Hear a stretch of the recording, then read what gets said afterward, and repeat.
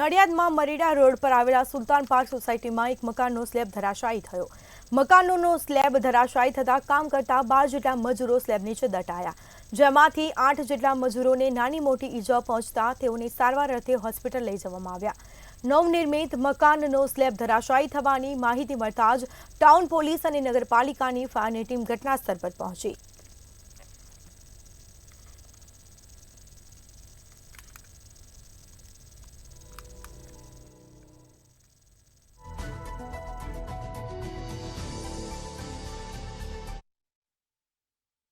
અદનાનપાર્ક society Nadiad એમાં under construction એક મકાન છે, કોલેપ્સ થયેલ છે અને જેની અંદર 4 વર્કરો કામ કરતા હતા। એ પૈકી 2 ને માઇનર ઇન્જરી થયેલી છે અને જેને અત્યારના દવાખાને લઈ ગયેલ છે, શિફ્ટ કરેલ છે।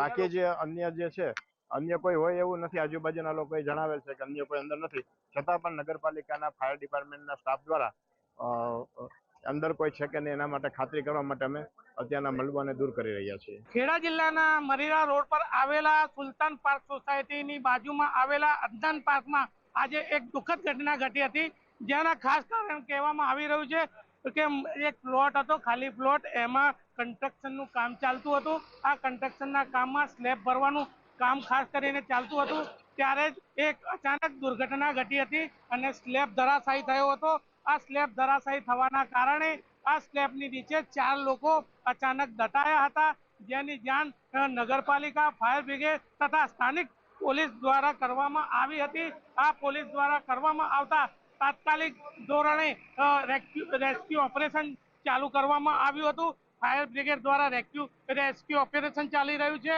અને આ 4 લોકોને જે દટાયા હતા તેમને સ્થાનિક લોકોએ બહાર કાઢ્યા હતા। ફાયર બ્રિગેડ દ્વારા બહાર કાઢવામાં આવ્યા હતા અને નગરપાલિકા દ્વારા અત્યારે સમગ્ર કામગીરી અત્યારે જેસીબી દ્વારા ચાલી રહી છે।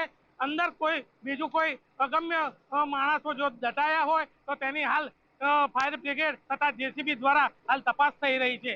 નડિયાદથી ભાવેશ શર્મા, મંતવ્ય ન્યૂઝ।